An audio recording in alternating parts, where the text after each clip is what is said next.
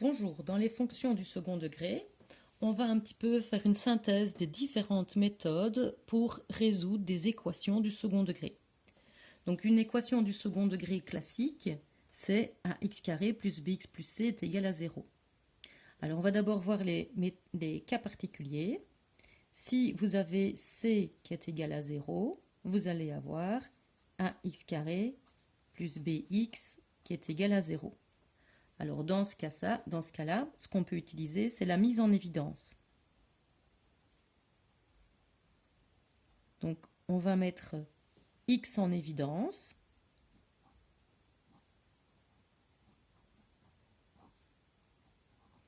Et ensuite, pour résoudre ceci, on va utiliser le produit nul.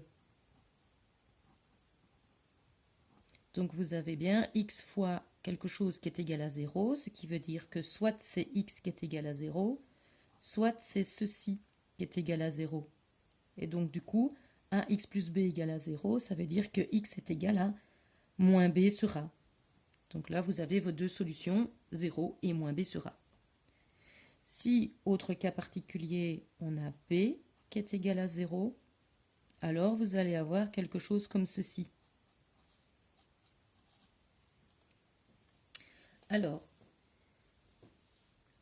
si jamais 1 est positif et que c est positif aussi, alors, dans ce cas-là, vous allez avoir, on peut faire x carré qui est égal à moins c sur a. Et ça, c'est impossible parce que 1 carré, c'est toujours positif ou nul. Et là, vous êtes en train de lui demander qu'il soit égal à du négatif. Donc ça, ce sera impossible. Alors, si 1 est positif et que c est négatif, donc ça veut dire que c, si je le remplace par un nombre négatif, donc ça veut dire en gros que si vous avez un moins ici. Dans ce cas-là, je vais retrouver un x carré moins un nombre, et donc je pourrais faire une différence de 2 carrés.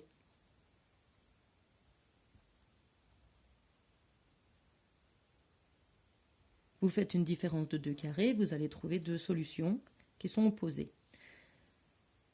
Si 1 est négatif, alors changez-le, soit vous changez tout de membres, comme ça vous n'avez plus le A négatif, soit vous mettez un moins en évidence, mais ici, ce que j'ai dit ici, ça marche aussi pour A négatif, mais alors dans ce cas-là, il faut que, si vous voulez, il faut que les signes soient opposés dans ce cas-là, pour que ça fonctionne. Alors, on peut aussi avoir le cas où on a un trinôme carré parfait. Donc quand vous avez un trinôme carré parfait, vous avez donc les trois termes.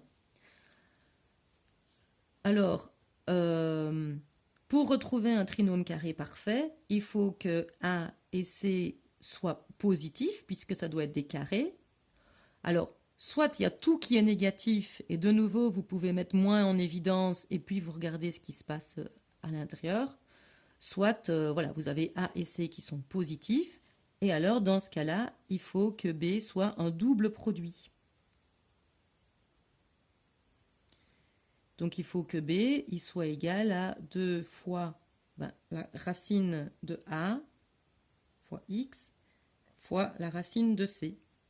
Donc, si B, c'est égal à 2 fois la racine de AX fois la racine de... Non, pas X alors, parce que le X, il est là. 2 fois la racine de A fois la racine de C, alors vous êtes dans un cas d'un trinôme carré parfait.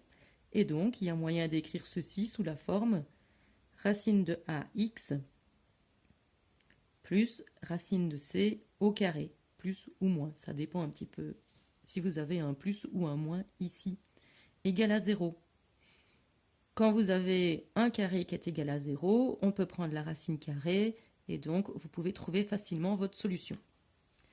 Autre méthode, on a la méthode du réalisant qui est la méthode passe-partout parce qu'elle fonctionne à tous les coups. Donc on est dans un cas classique, mais ça marche aussi pour les cas particuliers si B ou C sont égales à 0. À savoir, je n'en ai pas parlé, mais A ne peut pas être égal à 0. Si A est égal à 0, vous n'êtes pas dans du second degré et donc ça n'a pas de sens de parler de ça. Le réalisant ρ, c'est b carré moins 4ac. Une fois que vous avez calculé ρ, vous regardez s'il est positif et donc vous allez avoir deux solutions si c'est le cas. Une solution qui est moins b moins racine de ρ sur 2a et une solution qui est moins b moins racine de ρ sur 2a.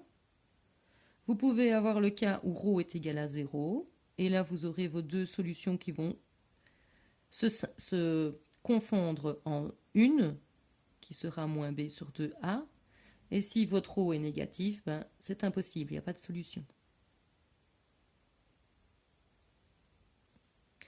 Enfin, il nous reste la méthode de somme et produit. La méthode de somme et produit qui ne fonctionne pas à tous les coups. D'abord, il faut que A soit égal à 1 ou à moins 1 déjà pour se lancer dans cette méthode, parce que sinon ça ne vaut pas le coup. Donc il faut que A soit égal à 1 ou A soit égal à moins 1.